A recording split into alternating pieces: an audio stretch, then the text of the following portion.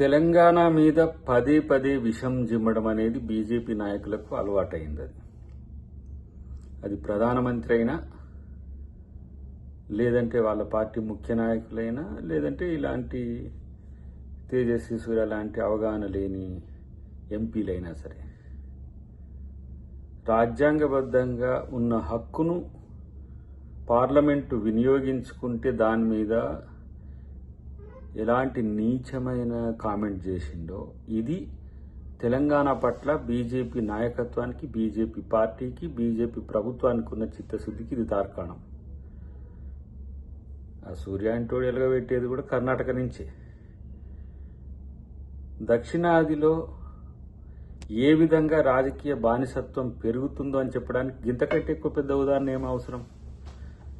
కనీసం ఈ జనరేషన్లో జరుగుతున్న ఇంత పెద్ద మార్పులో దక్షిణ భారతదేశానికి ఏం నష్టం జరగబోతుందో తెలియలేనంత మూర్ఖుడు ఇలా వాళ్ళ ఎంపీ.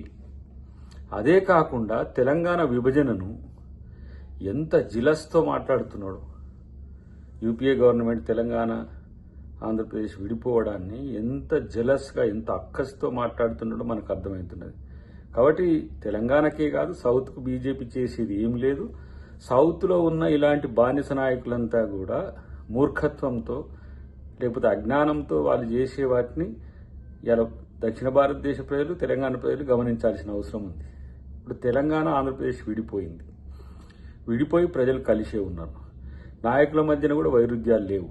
తాత్కాలిక రాజకీయాల కోసం, నీళ్ల కోసమనో లేకపోతే ఇతరత్ర అంశాలు సెంటిమెంట్ రాయించడానికి కొంతమంది చేస్తారు, అంతే తప్పితే ఈ పక్క రాష్ట్రంలో ఉన్నా కూడా కనీసం తెలంగాణకు జరిగిన అన్యాయం ఏందో తెలియదు, తెలంగాణ ఎట్లా ఏర్పడ్డదో తెలియదు, తెలంగాణ బిల్లును ఏ విధంగా అడ్డుకున్నారో తెలియదు, తెలంగాణ కొరకు ఎంతమంది అమరులైనరో తెలియదు.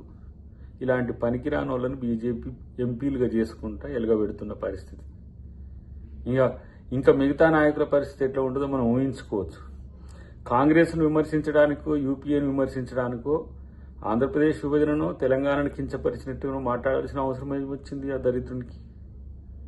కాబట్టి ఇప్పటికీ బీజేపీ నిజస్వరూపం పదే పదే తెలుస్తున్న క్రమంలో నేనంటున్నా, తెలంగాణ ఆత్మగౌరవాన్ని కించపరిచే విధంగా మాట్లాడిన తేజస్వి సూర్య అంటోనికి అసలు ఎంపీగా కొనసాగే నైతిక హక్కే లేదు.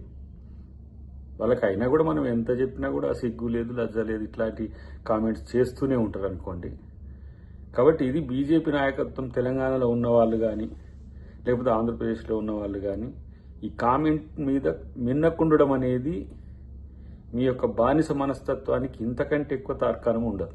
ఎట్లాగో మీరు అనరు, మీకు ఒక అస్తిత్వము, ఆత్మగౌరవము, లేకపోతే ఇతరత్ర ఏమైనా తెలంగాణ ప్రాంతం పట్ల ప్రేమ, మక్కువ కాదు, మీ కెరీరే ముఖ్యం. మీకు దాని కొరకు బీజేపీ ఏం చేసినా భరించే స్థితికి మీరు దిగజారడం వల్లనే ఇలా తెలంగాణకు వచ్చే నిధులు రావట్లేదు, తెలంగాణ కొరకు కొట్టాడేటోడు లేడు. మీ జీవితాల కోసం, మీ రాజకీయ జీవితాల కొరకు కొట్టాడేటోళ్ళు తప్పితే తెలంగాణ అమరవీరుల యొక్క త్యాగాలను, తెలంగాణ అస్మికను మీరు వంట పట్టించుకుంటూ మీకు మీ నరనరాన ఉంటేనో ఇలాంటి మాటలకు అతనితో సారైన చెప్పాలి, రాజీనామా చేయించాలి.